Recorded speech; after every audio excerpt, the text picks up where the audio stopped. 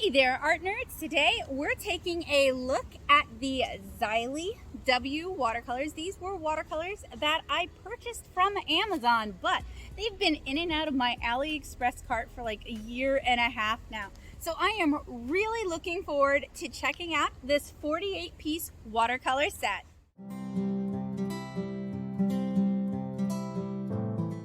Hey there, art nerds. I have a treat of a dubious nature for you guys today. Today, as part of our student grade showdown, we're taking a look at the XileyW solid watercolor pigment watercolor set. This is a 48 fast dissolving piece watercolor set that I purchased off of Amazon using funds from my amazing patrons on Patreon. Thank you guys so much for your support. So I am looking forward to diving in, unboxing, and swatching this watercolor palette, all part of helping you guys make art a habit. So even though I got this on Amazon, this is a watercolor set that I've had in and out of my AliExpress cart for months. XileyW seems to be a white label brand that utilizes paints made by other companies. I see that popular Superior folding palette within their line art. I feel like everybody has white labeled that thing. They also carry felt tipped inking pens, synthetic brushes, a multitude of paint sets. With these sort of white label for Amazon brands, it's really difficult to dig up information, both about XileyW and the original manufacturer of this particular palette. My issue with white labeling is that it really obfuscates information about the product itself, from country of origin to toxicity issues to pigment information. Now, it does seem like Acil Art Supply, a chain of stores in Texas, carries XileyW products. And according to the XileyW Shopee, and I linked that down in the, not really in the description, but in the description there's a link to my full show notes, so it's going to be in there. Xiley Art Store is a professional manufacturer and sales of art supplies, painting materials, color palettes company. Although, since they white label recognizable Superior products, it's hard to tell what they make and what they relabel.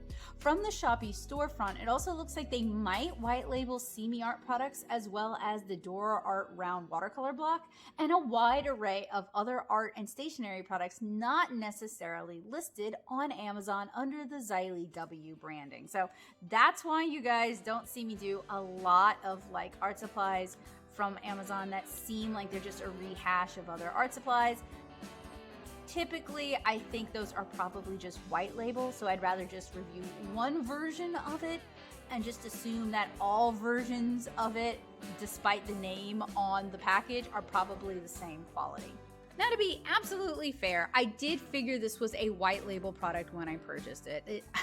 XileyW is like, some of these brands are just like a collection of vowels and consonants, and I don't think they're intended to be pronounced, or I can't pronounce them. So at least we know these were made in China thanks to Amazon. So this is a 48 watercolor paint set. It has 2 brushes, 1 traditional and 1 water brush, and 1 sponge. And according to the Amazon listing, it claims to be best gift for artists, kids, adults, watercolorists, and school beginners. They also claim that their watercolors are made from a concentrated dosage of finely ground pigments with excellent transparency, tinting strength, and intensity. And the back of our box, let's see if I can get it to focus. The back of our box says, this product includes 36 solid watercolor pigments, 1 regular script brush and 1 flat block brush, 2 block water-absorbing sponges, and 1 palette. High-quality solid watercolor pigment, colorful pigment tongue twister for some reason. High-quality solid watercolor pigment, colorful pigment dissolves quickly in water, long-term durability. The inside palette of the set can be easily removed and cleaned, easy to install. Right-sized ring. Fingers can use the ring to bond with the bottom of the box. It is easy to handle, easy to use. I need to make that like my tagline. Easy to handle, easy to use. As comfortable as an easel, suitable for outdoor painting. The color card is for reference only. Due to different paper and water consumption, the actual drawing color shall prevail. What they mean by that is it's going to swatch differently. Trust your swatches. Important information. Please place where children cannot touch. Didn't they say this was a good gift for kids? This product should be limited to painting. Please do not use it for other purposes. They probably mean don't eat it. Children should be used when accompanied by their parents. Do not store in high temperature and humid environment. If swallowed, seek medical advice immediately and show this container or label. And see, what's confusing to me is it says 48 fast dissolving colors, but it's 36 colors. So come on, XileyW, get your act together. So generally I don't necessarily read through all the colors this early in, but I have to say, so compared to the Cool Bank palette, which I reviewed not too long ago, that literally read like someone just used Google Translate to translate the colors into English, which I've been there, I'm not judging.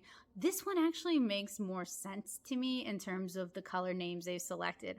I do have to say, I really appreciate that they have not one, not two, not three, but 4 different coffees. This is truly a watercolor palette designed for me and my caffeine addiction. All right, so I know what you guys are thinking. Enough stalling. Let's go ahead and get this unwrapped. So as I open up the shrink wrap, I'll just go ahead, get the introductions underway, because there's always somebody new here, especially when you do reviews, somebody who's come here looking specifically for this art supply review. So hi, I'm Becca. I am a watercolor comic artist. I create, draw, paint the watercolor comic 7-inch Kara. You guys can read it as a webcomic at 7inchkara.com. If you prefer the dead tree format, i.e. books, you can order those as well. I would really appreciate it. If you have read Kara and you enjoy it, it would really honestly mean so much to me if you let me know. I have a very quiet audience, so whenever anyone has something kind to say, it really does mean the world to me. I keep a Google Doc of all the nice things people say because it's really nice to have that when you're feeling bad about yourself. So when I'm reviewing art supplies, including watercolors, it's through the lens of a watercolor comic artist. With professional grade watercolors, it's kind of a, can I see myself painting Kara with these? But I also teach in person, not just on YouTube, and I teach comics and I teach watercolor, and people are always asking me for affordable watercolor recommendations. So I love reviewing student grade watercolors for that purpose, so that I can have something good to recommend that isn't going to punish them, because often student grade watercolors can just be so punishing. And I kind of suspect that might be the case for today's palette, but I'm really hoping not. I would love for this to be another Meiliang Pigments or another Superior Folding palette, which I happened to love.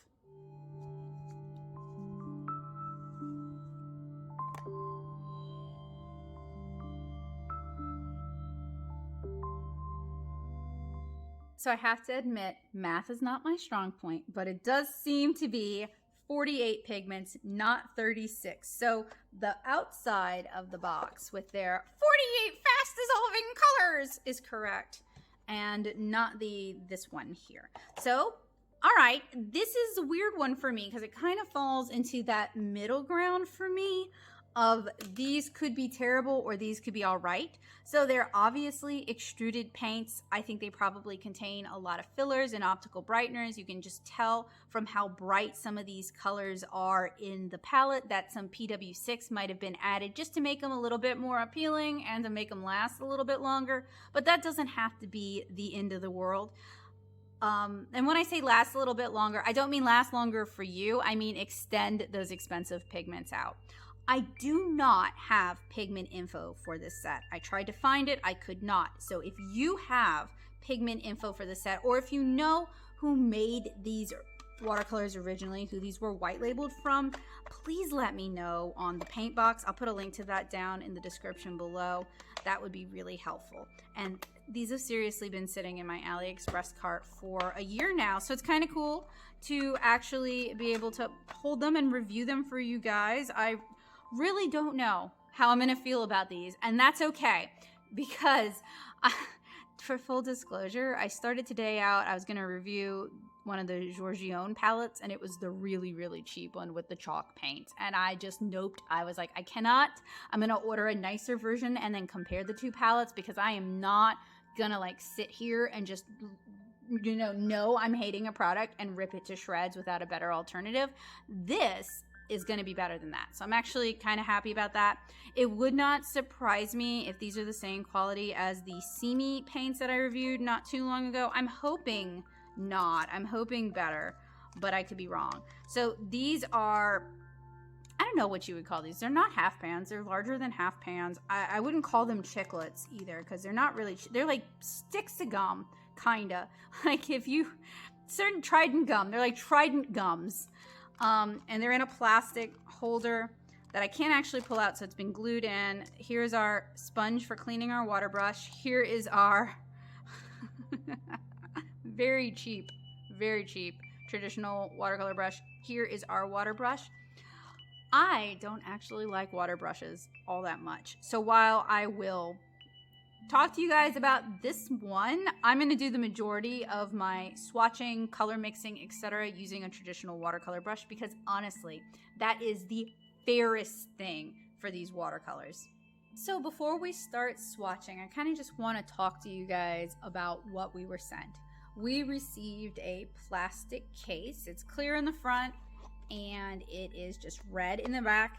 Here is the thumb loop. This thing is pretty standard for these kind of plastic cases. You open it up.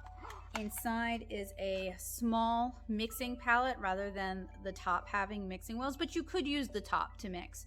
And there's 5 wells in here. It's just plastic. You do want to put it in pretty specifically. You want it this way because otherwise it won't shut. We have our extruded paint pans of great beauty. We have our little scrub sponge, and we have our 2 brushes. This thing is in my opinion, a total joke. If you don't have anything else, this might be fine, but you could get similar to this at Dollar Tree and get more of them. So I'm not even gonna mess with this. I am gonna take a look at the water brush just because even though I don't care for water brushes, I think this is going to be more useful than this thing when reviewing. The paints are in a plastic tray.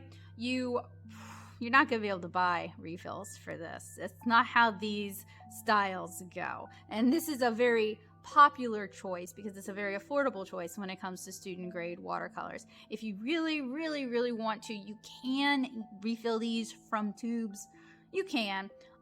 I don't know that that's something that I would necessarily choose to do, but you can refill these from tubes. I do find that this kind of cheap plastic is very, very brittle over time and prone to breaking and cracking. So this is not a palette that I would see somebody using for like 5 years, but it's not really meant to be either. So I also want to talk to you guys about what I'm going to be looking for when we're swatching. So I am going to be swatching on a cotton rag paper, the same cotton rag paper I use for professional grade watercolors, the same I use for student grade watercolors, the Blick Studio cold pressed cotton rag watercolor block. So it's a standard. I try to standardize these reviews as much as possible. So you guys keep hearing me throw about the term optical brighteners, and it was brought to my attention that I'm not being as clear as I should be.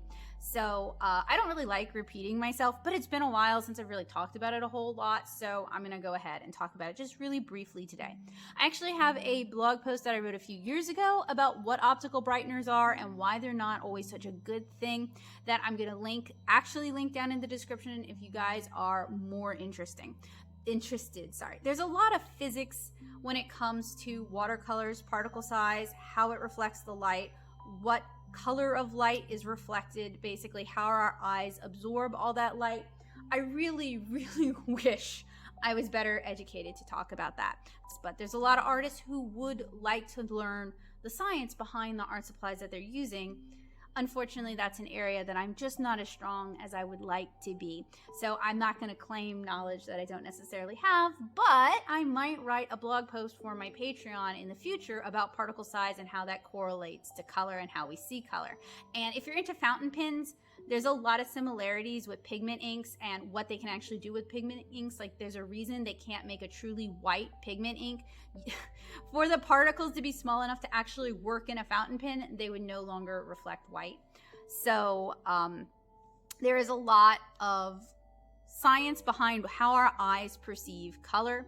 Without having the pigment information for this particular palette, I can't really go too much into that. I can say that with student grade watercolors, they will often substitute more expensive pigments for cheaper pigments. So this is a weird example, but like yellow ochre, for example, yellow ochre is cheap, dirt cheap, literally dirt cheap. And I have reviewed palettes where they made a yellow ochre with like oranges and yellows and browns rather than just using the pigment for yellow ochre.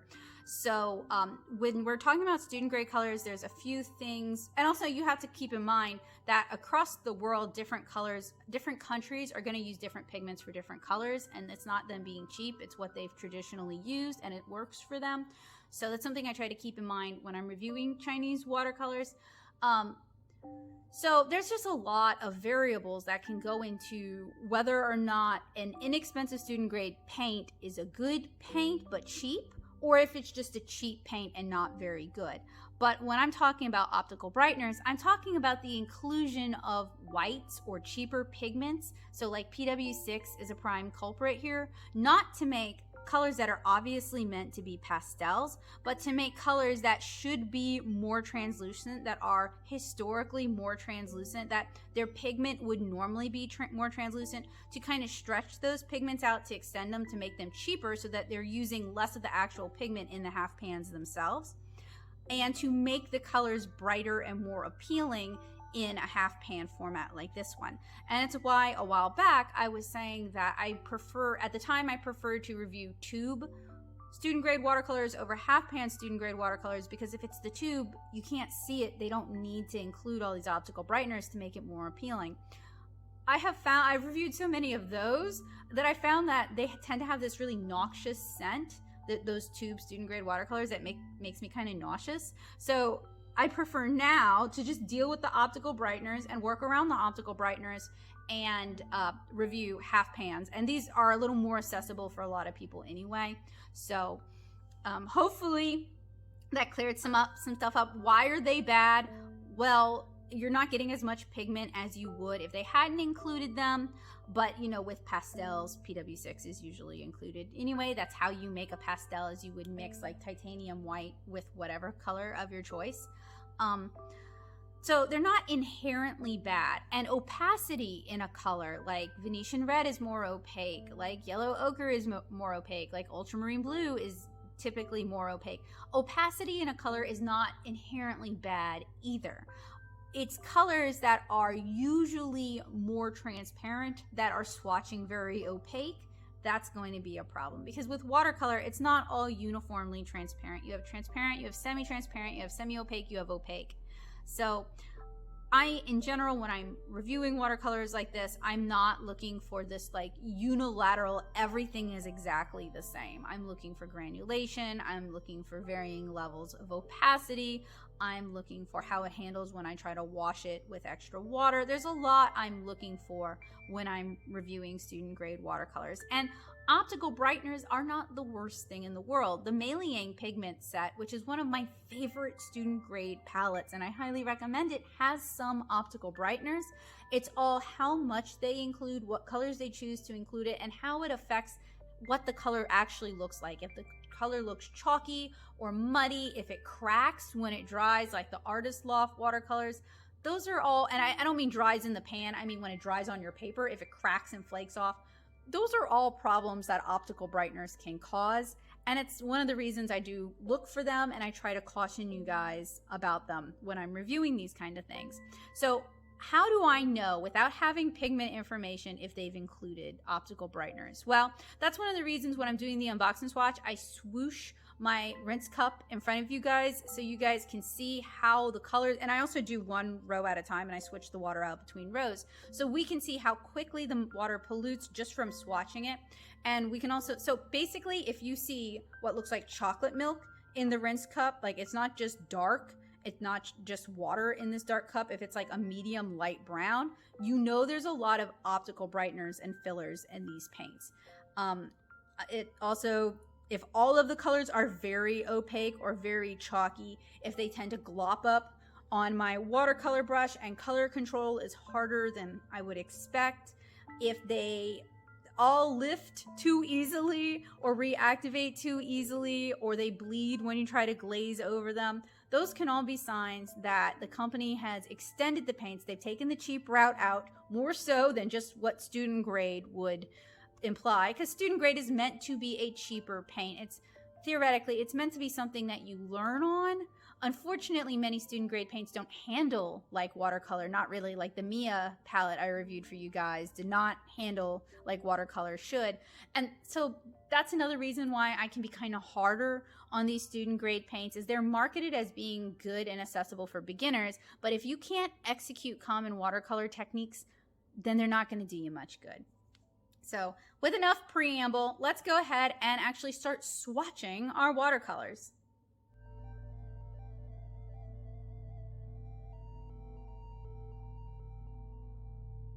So here are the supplies that I'm going to be using for the swatching portion of our XileyW review. We have 48 colors to review, so that means I need to get 6 rows down and 8 across. This is our cotton rag paper, held nice and tight and sturdy on a watercolor block, so we're not going to have to worry about the paper buckling or kipping or moving while we're actually swatching. I'm going to be using not quite what I normally like to use, but I still can't find my stuff. So we're going to roll with this. We have a silver black velvet watercolor brush. This is a mix of synthetic and natural fiber, and I happen to really like it. We are going to be using filtered water. I've been trying to work towards using mostly filtered water in my unbox and swatch reviews because I live in Southeast Louisiana and we have hard water, and I don't want the minerals in the water affecting how the color is perceived. I am going to use an alcohol marker. My Copics are still packed up, so I'm using a Mexp marker. This is going to help us gauge the opacity for all 48 of our colors. And I'm going to use a ruler. So I'm going to go ahead and get our lines down on the paper, and then we can start swatching in time lapse. So before we get to swatching, I want to point something else out. I spritz these with regular old clean water, and you can see how some of the areas where they're wet, it actually looks a little milky, a little whiter. That's another clue that there's going to be optical brighteners afoot. You're seeing some of those pigment whites coming up to the surface. So if we were to spritz, let's say professional grade watercolors, you wouldn't notice a whole lot of a difference. Maybe as they absorb the water, you might see a sheen to them. You might see like, oh look, they've absorbed some water. You wouldn't see, at least in my experience, and I have not reviewed every watercolor out there, but I reviewed a lot of them. You wouldn't see this like weird milky film, especially in the areas where the water hit compared to the areas where it's dry. So that's something else you kind of want to look out for.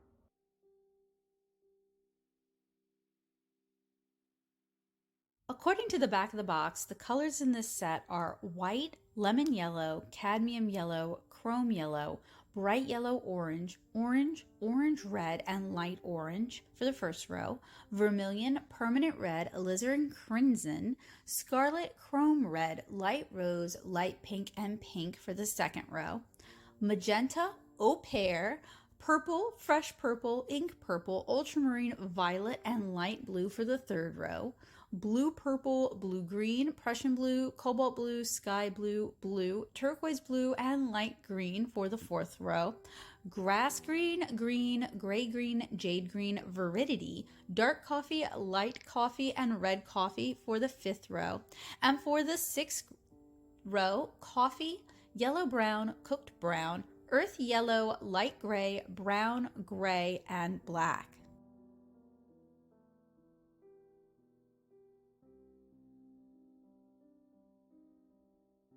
So while swatching, I'm looking for opacity, optical brighteners, color saturation and brightness, how well they wash out, granulation, and liftability. And I keep showing you guys my brush because I want to show you guys how much the pigments kind of glob up on this particular brush. And I'm using a mix. It's a silver black velvet brush, so it's a mix of a synthetic and a natural hairbrush, and it's a very soft brush. So these really seem to have a lot of optical brighteners. They turn milky when you activate them, as I showed you guys earlier, and they really glob up on the brush. And they add a white cast to the rinse water, which you guys will see in just a moment. But They also activate quickly without any real issue, and they don't seem to be too dry. They're also reacting with the Mexby markers, so the slightly yellow tinge is the marker, not the paints themselves. And I apologize because I know that's going to cause some color confusion. I'm going to re-swatch them not over the marker a little bit later on. I'm only using the marker to demonstrate opacity. And I'm seeing some opacity to these paints. It's pretty uniformly opaque as well, which is concerning. And at this point, there's really no granulation.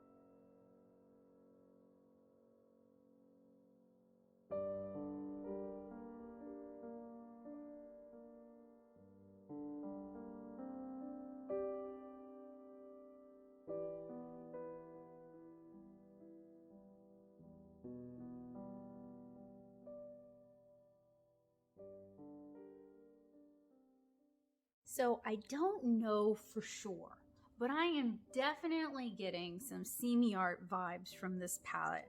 And by that I mean, we know this is probably a white labeled product. It's just a matter of where they got them from.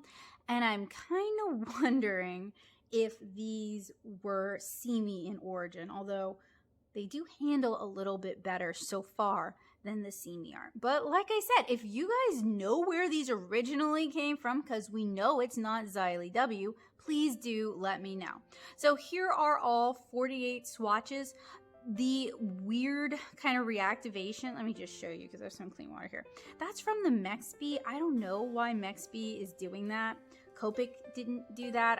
I need to switch out basically. And it's particularly prevalent with these watercolors. Even just plain water is causing it to go yellow. So I really don't know why that's happening, but it is. So what I also want to do is I'm just going, because these are not very big swatches. I have 48 colors. I'm going to try to do just a clean color swatch of all 48 down here at the bottom, not really interfering with the black alcohol marker stripes. You see it's gone really yellow. So that discoloration, that has nothing to do with the XileyW paints, at least I don't think, unless there's some weird chemical interaction going on, which it's happening even with water. So I can tell that there is a fair amount of opacity. It looks like to all of them there's some cloudiness over the lines. Now, you know, you are going to get some colors that are going to be more opaque than other colors, like yellow ochre, Venetian red, ultramarine blue. Those are typically, some of the yellows are typically going to be more opaque. Anything with like a cadmium base, so cad red, cad yellow, cad orange, cad blue, I'm sorry, cobalts too, sorry. So cobalt blue, cobalt turquoise, things like that do tend to be a bit more opaque. But not every single color should be the same amount of opaque. That's one of the things I'm looking for when I'm looking for extenders and optical brighteners, and it's one of the things that causes concern because you're not going to be able to do a clean glaze with that. It's always going to leave kind of a muddy whitish film on top of it. Frankly, if you try to paint on top of paints that have a lot of optical brighteners, it can act like a second ground and it can cause uncontrolled bleeding of water and the watercolor.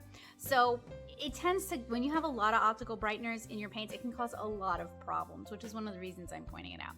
So I'm going to go ahead and re-swatch them down here before we move on to our color mixing.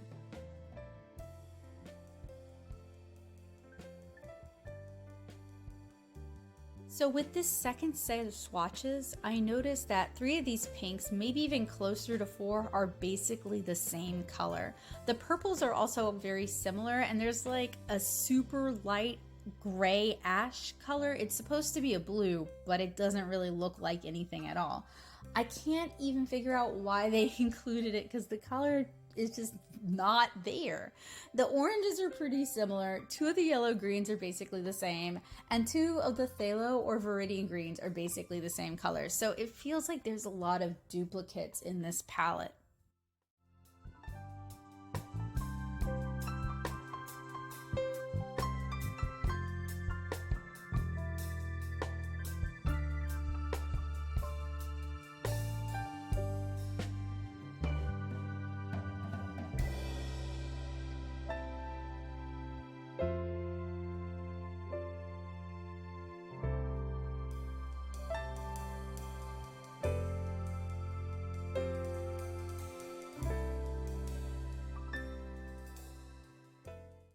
With these swatches, we can see the colors a lot more clearly, and I have, as you guys have probably come to expect, I have some serious concerns.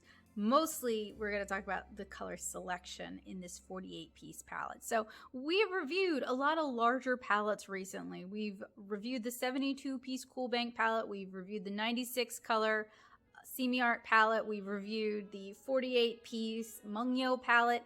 Generally, you don't want to see colors that are super similar or colors that feel like copies of one another. So these oranges are all really pretty similar.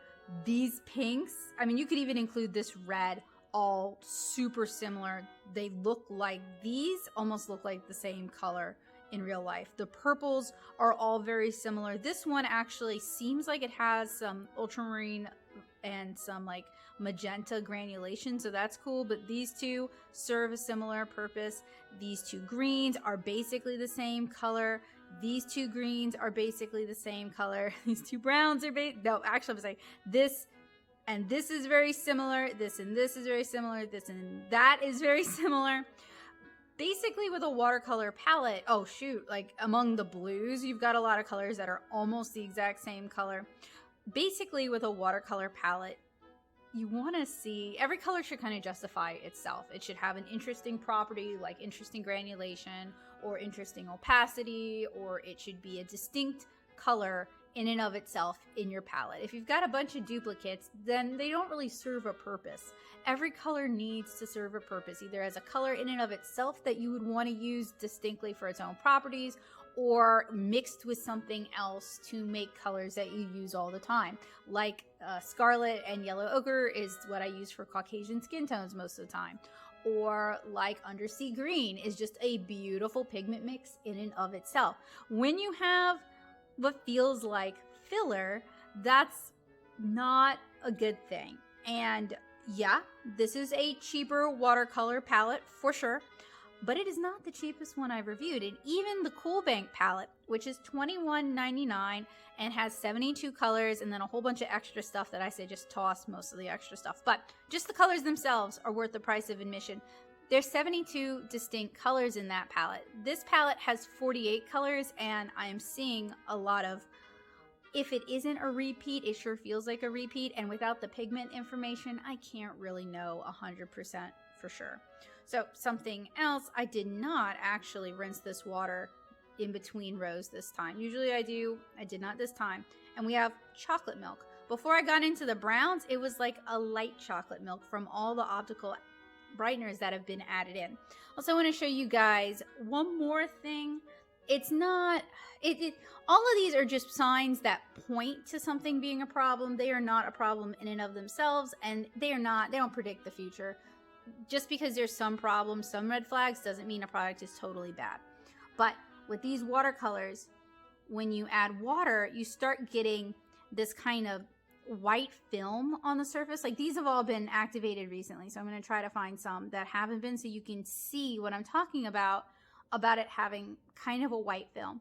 And that in and of itself is not necessarily a problem, but it definitely points to the white breakers in the distance. It's the lighthouse that warns you, hey, there are cliffs ahead. You might not scuttle your boat, but you'll want to watch out for them anyway. While those dry out for a while, we're going to move on to the color mixing. I'm starting a new pad. of Blick watercolor paper, and I want to take a moment to thank my husband, Joseph Coco, and my patrons, because without their help and support, I would not be able to afford to replenish consumables like this. And when you are reviewing watercolors, every time I review watercolors, I go through at least 3 sheets of cotton rag watercolor paper, sometimes more, and that's not including the field test. So seriously, thank you guys so much with the help and the support, because it allows me to replenish kind of expensive consumables. When we are color mixing, I'm going to be looking for a few different properties. Basically, I'm going to be doing 2 types of mixing. I'm going to be doing optical mixing, where we take one set of colors. I usually like to do the basic primaries, and we let them dry, and then we slam those same colors, go in the opposite way, creating a grid on top of them, and we see how well they glaze and if they create secondary colors. And I also like to do atomic mixing, where we actually manually mix our 2 colors together to make our secondary color. And both of them are really important for watercolor, and they're going to tell me a lot of information about how well these will actually work in a practical setting. And then we're going to do a third and not quite final test, where it's new-ish now, ever since I got burned by Mia, where it's the wet into wet test. We're going to test how well these colors diffuse out onto watercolor paper. So let's go ahead and start our color mixing test. So for our optical mixes, I'm going to start with laying down the first set of stripes, give them plenty of time to dry, and then come back and do the second set of stripes. It's kind of difficult to actually locate the primaries in this set. So if you're using this palette, you're definitely going to want to make a color map. I'm referencing the swatch sheet that I made earlier. It's just off camera.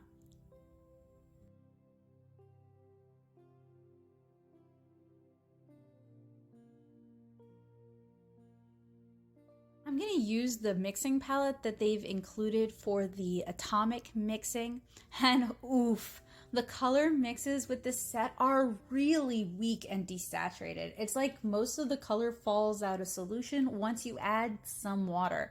Secondary colors created this way are mostly desaturated and disappointing. It's really challenging to mix a half decent purple from what they've given us.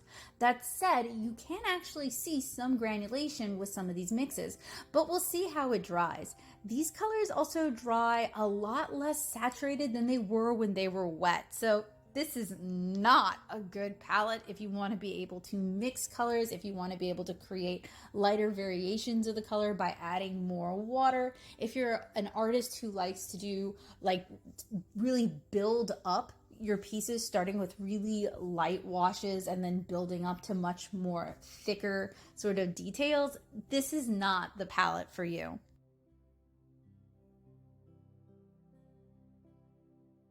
And then going back to our optical mixing, these don't glaze so well either. There's a lot of muddiness and reactivation, and they just generally make for unpleasant colors. So unfortunately, both types of mixing don't seem to work with this palette.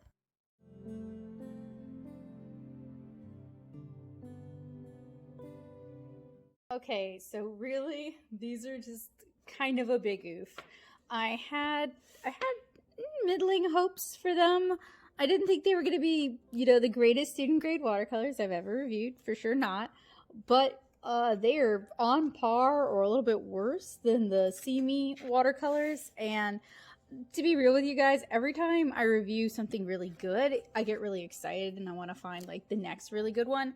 And every time I review something that's really mediocre or really bad or just disappointing or doesn't handle like watercolor should, it honestly kind of bums me out, and it makes it harder to want to take a look at the next one. So I really don't love reviewing bad art supplies, because I feel like it just drags the mood down for everybody, and then I'm struggling to not just rip it apart. I'm trying to find justifications for why it's not good, to explain it.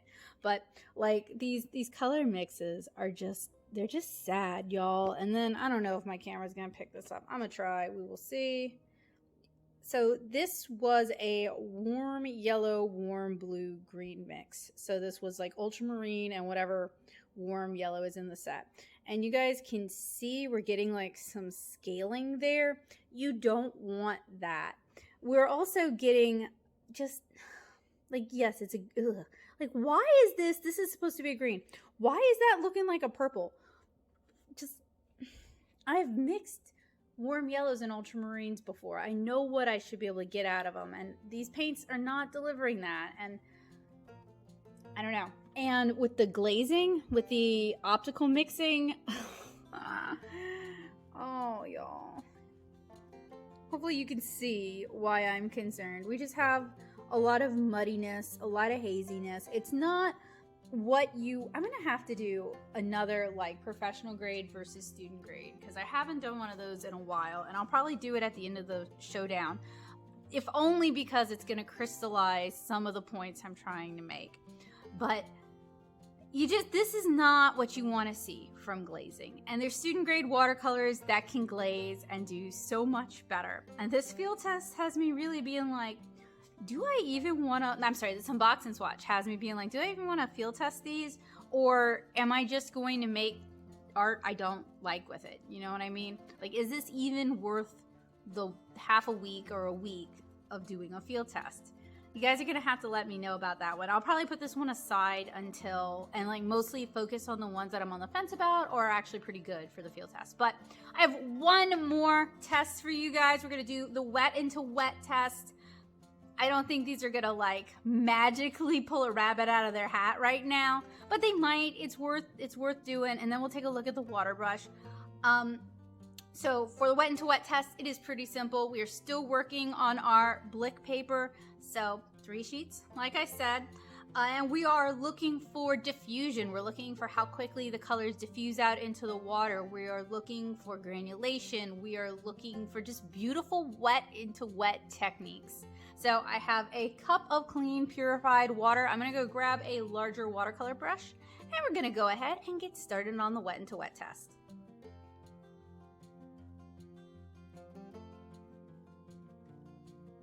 So for the wet into wet test, I'm applying a wash of clean water onto this cotton rag paper. Hopefully this will allow the pigments to really diffuse out. We can see how much color movement we can get with this. And I really saturate the paper for this sort of test. So I noticed that these do diffuse okay, and they appear to have some granulation while still wet.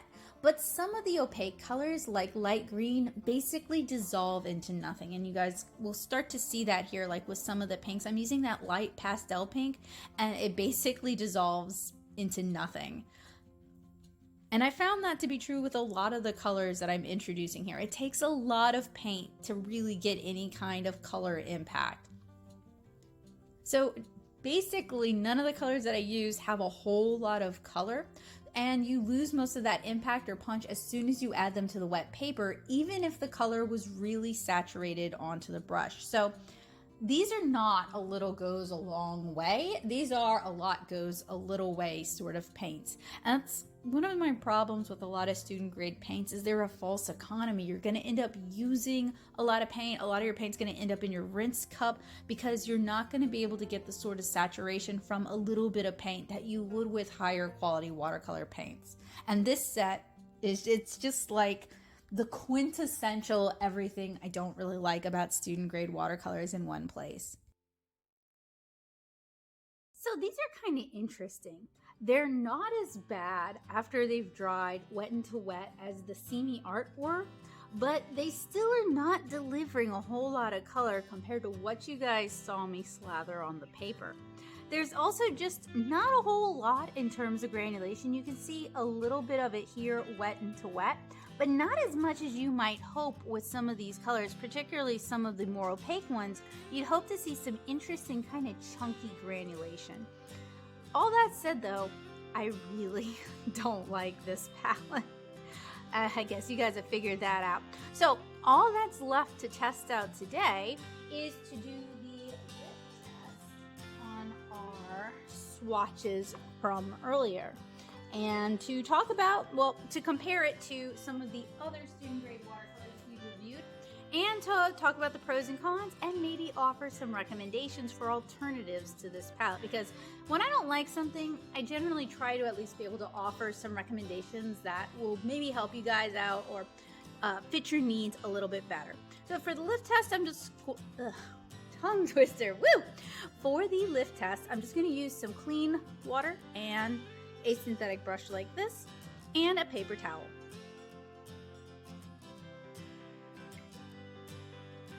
Another red flag for me is that these are all fairly lifting, although none of them really seem to lift all the way to white. There's still some staining, and this is just kind of uniform across the colors. Now, when we're talking about watercolors, you do want to see some that are going to be more lifting than others, some that are going to be more staining than others.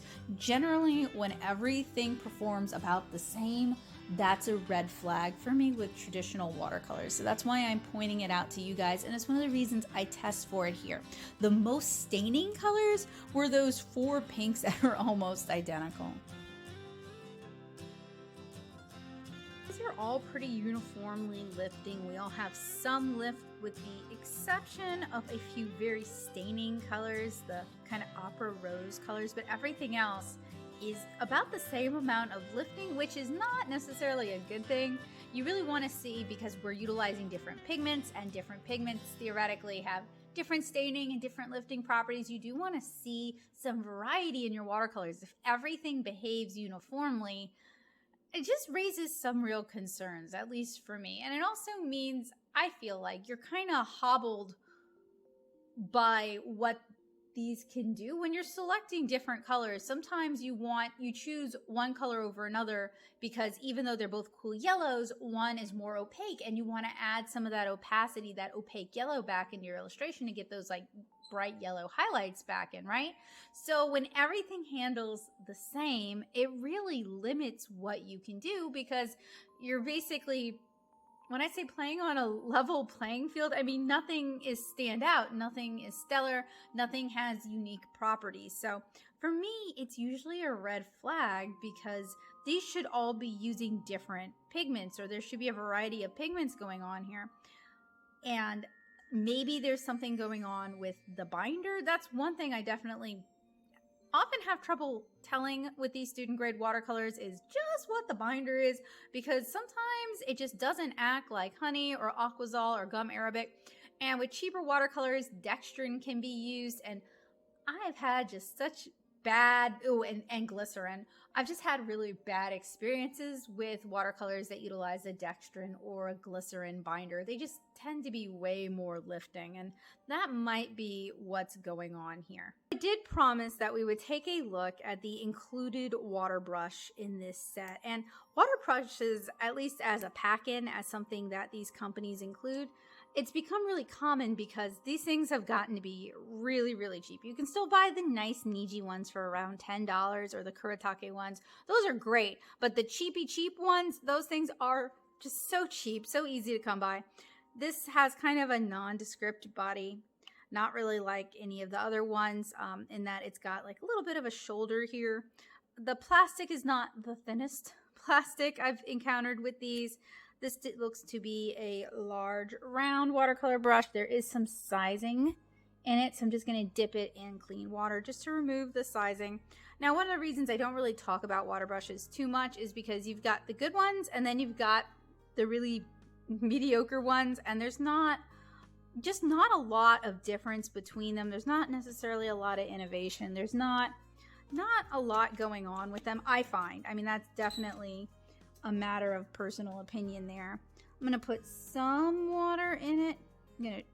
Normally I would use a pipette, but I'm still in the process of moving in, so I don't have everything handy just yet.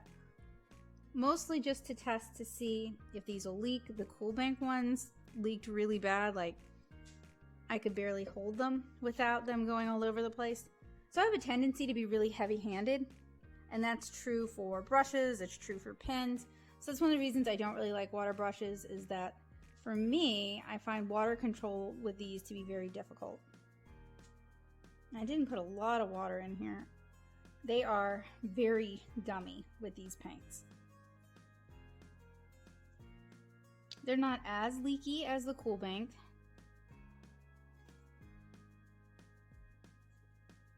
In fact, I can squeeze it quite a bit and it won't leak.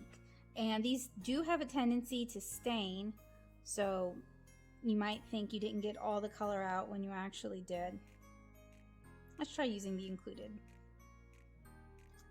little sponge. It did an okay job. I'm not a big fan of the sponge and watercolor. That's just personal preference, though. I'm not knocking anyone who does. This isn't like a judgment call, just a not for me kind of thing.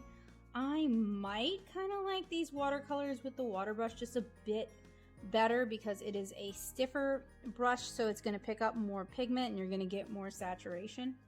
But that isn't how I would use them for the field test. That isn't how I would use them anyway. So just out of personal preference. So it's an okay water brush. The water brush isn't bad. It doesn't sell the set. It's not like the best thing ever. The palette itself is not the best thing ever. And the paints are really not good at all. So it's really a challenge to recommend this set to people. In fact, I'd rather actually talk about some similar palettes and what I would recommend instead of this particular palette.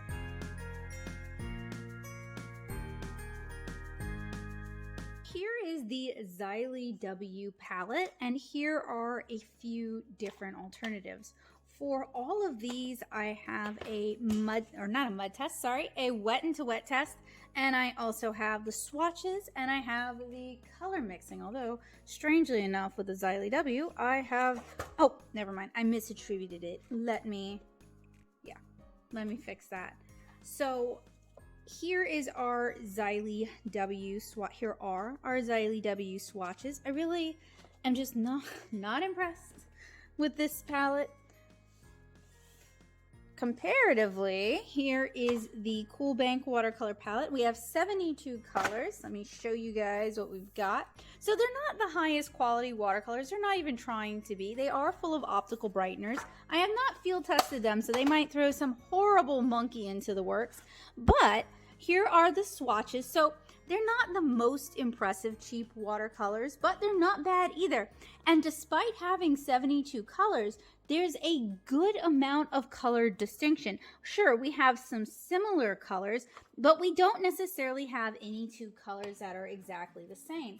Whereas with the XileyW palette, we have some that, when next to each other, I couldn't tell the difference between them. And those are just kind of taking up space in the palette, in my opinion. Whereas with the Cool Bank watercolors, I think they're all distinct enough that they can kind of justify their place in the palette. Now, I was able to do some decent color mixing. I think they're a little bit more saturated than the XileyW.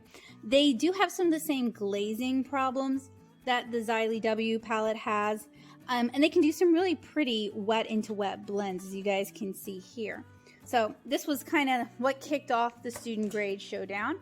What I think the XileyW are the most similar to would be the See Art palette, which I reviewed. Actually, this was the ones I reviewed right before the XileyW. And the similarities are not just because one is on the heels of the other.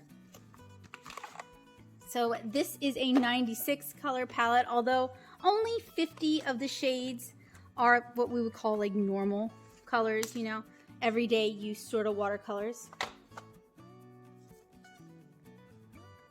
So we'll focus on those.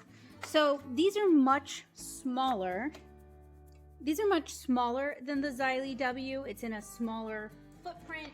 It doesn't take up as much space. Let me get them open. But I'm kind of wondering, not with any real, nothing but a gut feeling. I can be totally wrong here.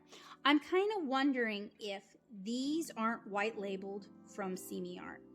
Now, what I like about this palette is that these are all distinctive colors, although now that I'm looking at it, I'm seeing some colors in common. These are all distinctive colors. We don't have a lot of duplicates. It seems like most of these can kind of justify being in here. There's a few that are kind of similar, a little too similar for me, but it's not as bad, in my opinion, as with the XileyW palette, where we have like 5 pinks that are basically the same pink. I don't really like this palette either. I'm probably only going to field test one of these two because they're really similar. And I mean, it's a toss-up right now which one. I guess you guys should let me know which one you guys want to see, the Simi Art or the XileyW. Let me know over in the paint box. It does come with all these shimmer colors. They're not, I don't really love shimmer colors to begin with. I mean, I like the fine text, but I don't use them all the time. And these are just, in my opinion, really unimpressive for shimmer colors. Something else I noticed is that these paints require a lot of scrubbing if you don't pre-activate them, whereas these, it doesn't seem to really matter if you pre-activate them or not.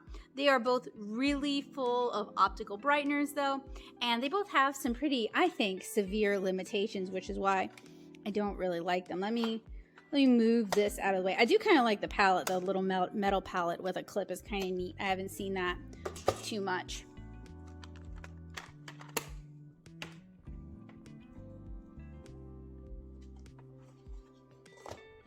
So here are the mixing swatches from the Simi Art. I actually think it did a bit better of a job with atomic mixing, where we're mashing two colors together. I got better secondary colors from the Simi Art than I felt like I got with the XileyW.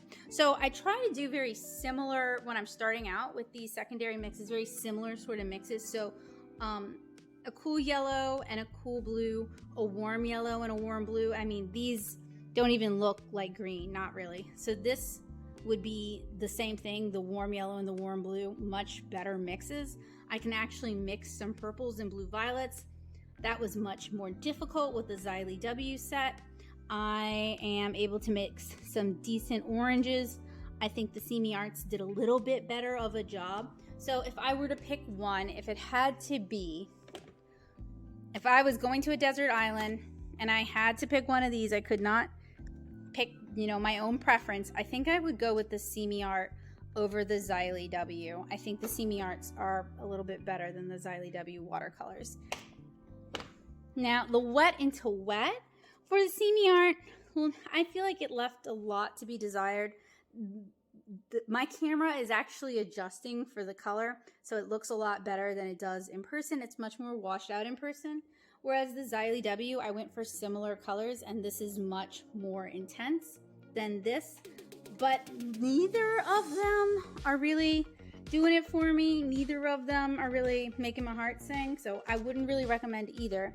And then finally, we have the Mungyo Professional Watercolor. I lump these in with student grades. I don't think these really don't handle like professional. Now, what I like about this set, there's a few things I like about this set, but it does include the pigment information. They're not at all trying to hide that, so it's very easy to figure out what's in this thing. And of these sets, this is the only one that has listed the pigment information. This is another 48 half pan set. These are standard half pans, which I also appreciate, in a metal palette. So it's going to be a little bit more sturdy than the plastic palette, maybe. So here are all the swatches. With this set, I did not really feel like there were too many duplicates or too many colors that were too similar to justify having both of them in the same palette. This palette also includes a few metallics. I'm not really one, as you guys know, I'm not really one for the metallics, so that doesn't make it or break it for me. So if we were going to take out the 4 metallics, we have 44 colors. I did find them to be very gritty. They didn't granulate quite the way I would have wanted them to.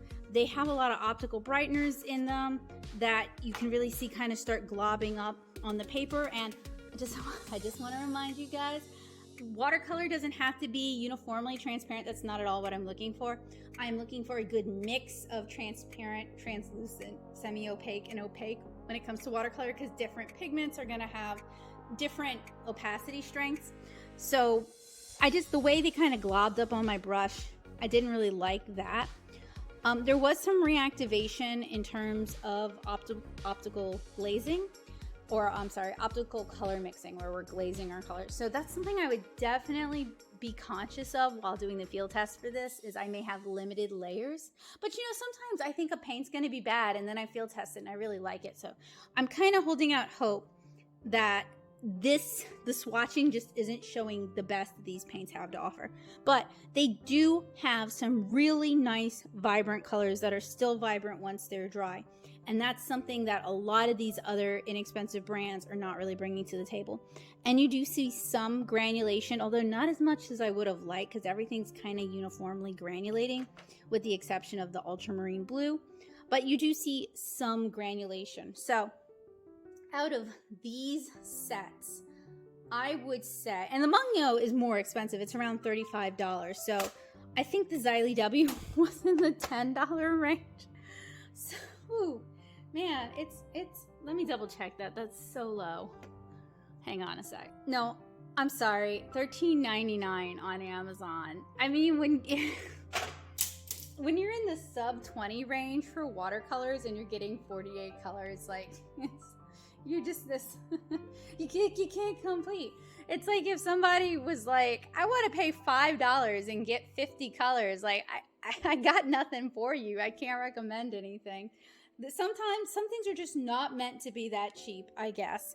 But I do think that of these 4 watercolors, of the XileyW, of the, everything's all stacked on top of each other, See Me Art, of the Mungyo, and of the Cool Bank, I do think the Mungyo watercolors are the best performing out of these. I mean, the field test is going to be the true test after all. I also liked how these handled wet and to wet the best. It's really hard for me to articulate this. I don't necessarily... So I also do a lot of stuff with alcohol markers. And alcohol markers have this kind of cleanness to color that, or cleanness of color, this color purity that, while great with alcohol markers, starts feeling very synthetic to me personally with watercolor.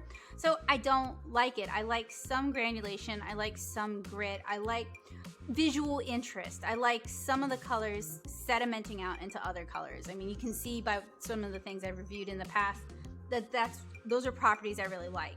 And the Mungyo watercolors actually do deliver that, and you get the nice color saturation. So, you know, after the Mungyo review, I wasn't really feeling the Mungyos, and now I'm like, nope, they're way better than a lot of these. So these are the XileyW. They're still, in my opinion, a lot better. There's more visual interest than the See Me Art, which feel very flat to me, but they're not as interesting as the Mungyo. So if you had to buy one of these, I would say go with the Mungyo. I think it is the superior watercolor in this instance. You can also refill those pans. This metal palette is going to last you a lot longer. I have a very similar black metal palette that I use for my Daily Driver watercolor palette, and I've been using that thing for 10 years. It's flown back and forth across the country with me. It doesn't snap shut anymore, so I tape it. Like, these metal palettes can last a really long time.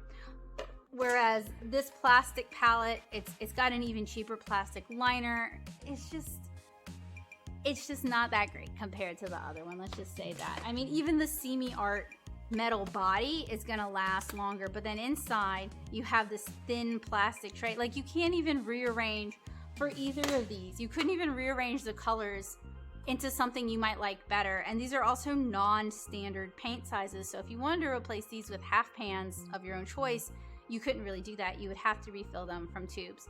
And while that doesn't deter everyone, I do bring it up because I think longevity in a palette is an important thing to consider, so that we're not, you know, just buying things to turn around and throw them away. I'm not even going to throw these away when I'm done with this series. I'm going to donate them, and hopefully someone will enjoy them.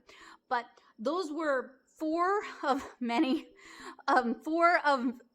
the recent student grade Showdown watercolors that I felt were very similar to the XileyW, had properties or had a pan size or whatever that was similar to the XileyW.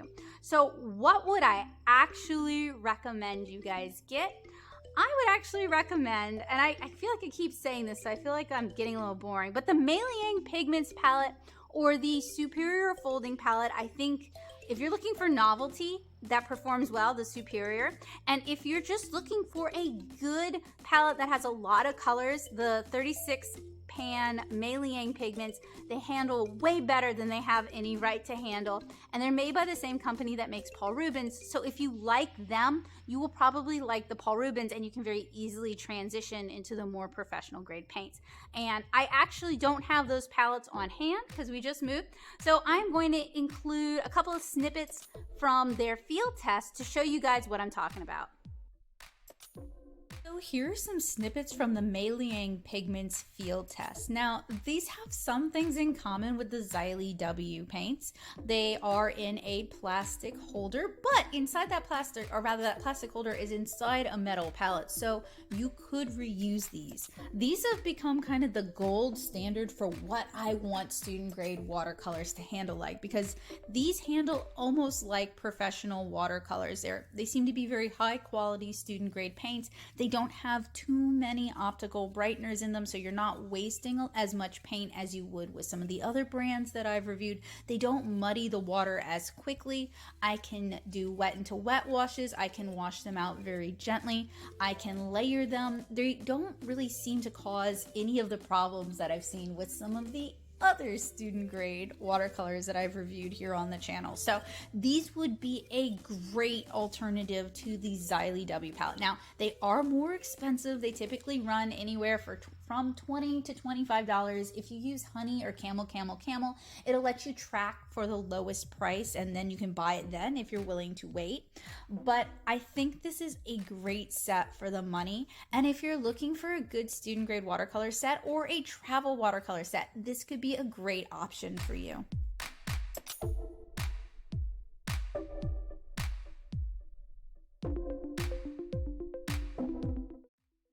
This somewhat gimmicky Superior watercolor palette really took me by surprise because I ended up really liking it. They handle really well despite being so gimmicky. These love wet into wet, and you can get some really nice, beautiful diffused wet into wet washes and really build your color up, which was quite surprising, especially since I reviewed this following on the heels of the Superior Farben and the Mia watercolors, which don't handle nearly as well as this palette. It's got an interesting gimmick. It folds up fairly small, and my only real complaint is that those pan chiclets are very thin. They're like 2 millimeters thick at most, so you might go through paint fairly quickly with this palette. But it's a lot of fun. It's got a load of beautiful colors, even more than the XileyW set, including some skin tones. And it's just an easy and fun watercolor palette to work with that costs about the same as the Meiliang Pigments palette. What are the pros and cons of the XileyW 48 half pan watercolor palette? And this is a short list. So the pros, the price, $13.99 is kind of hard to beat. And the water brush inside is fine. It handles like a water brush should. Unlike the Cool Bank water brushes, it doesn't leak all over the place. The build quality is fine. So what about the cons? Well, no granulation to any of the colors, or very little granulation makes for sort of a flat feeling that I personally have never liked. And that could be a personal thing. It's why I don't like the Radiant watercolors. It's why I don't like a lot of the watercolor markers. It's why I don't like Inktense. So that could just be a Becca thing, and it might not bother you at all. The colors dry desaturated and weak, and they lack any oomph or presence. There's just not a lot to them. So not only are they kind of lack granulation and they feel kind of flat, but they're not very saturated either. You're not going to be able to really build up good depth of color with these. The colors become muted and faded once you try to mix them or add water. They basically fall apart if you're not using them at full saturation, which as a watercolor artist is a big red flag for me. If this was gouache, we might be having a different conversation, but your watercolors, if you're going to handle them the way I handle them when I'm painting, you gotta be able to mix them, and you gotta be able to do really light washes and glazes with them. If you can't, then they're just not worth my time or my recommendation. And to be a little bit nitpicky, the mixing surface is kind of small. I mean, look at this. You got this big lid. You could fit a larger mixing surface in here, like literally everybody else does. What's my verdict for the XileyW watercolors? These are really disappointing and a bit frustrating. I hoped that they would be better. I was a fool. They also leave me with a lot of questions. What pigments are they using in this palette? Who's the original manufacturer? What are the binders here? I keep running into paints that handle like these, and I think my number one question is, what are you using as your binder? Because they don't really handle like I expect watercolors to handle. Now, on my own, I probably can't scrounge that info, but if you know, I would love to hear from you over on the paint box. So these are a big skip for me. As you guys heard earlier, when I find good watercolors, it gets me really pumped up. And then when I review bad watercolors, it kind of beats me down, because like I would love to be able to just recommend good, fun, worthwhile things for you guys. And every time I find a miss, it's like, well, why did I have to spend, frankly, today I spent 6 hours recording this, but it's going to crunch down into under an hour, hopefully around 30 minutes, but probably not. I talk too much. So like on my part, I spent 6 hours doing this. On your part, you spent 30 plus minutes watching this, all to find out that this is probably not the watercolor palette for you. And that kind of bums me out. But I'm really happy that I can share this journey with you guys, that we have found some hits, that I can recommend some hits.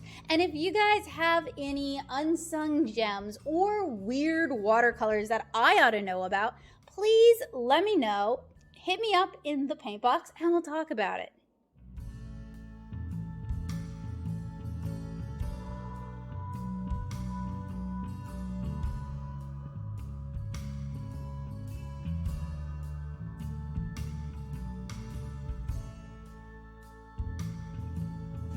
So that was just my opinion of the XileyW watercolors. What did you guys think? And hopefully you stuck around for the whole thing and found the comparisons to be quite helpful and useful. While the wet into wet test does seem fairly promising, we get a lot of color. There's even kind of a tie-dye look going on here.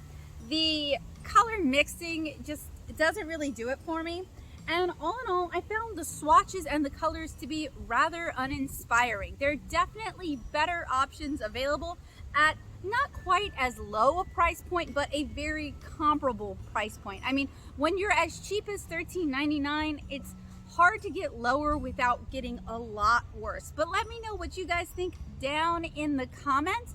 And if there are any other student grade watercolors you guys would like to see for the Showdown, let me know that as well. So make sure you guys check the description. I will have show notes, links to everything, including the other watercolors that I referenced in this video.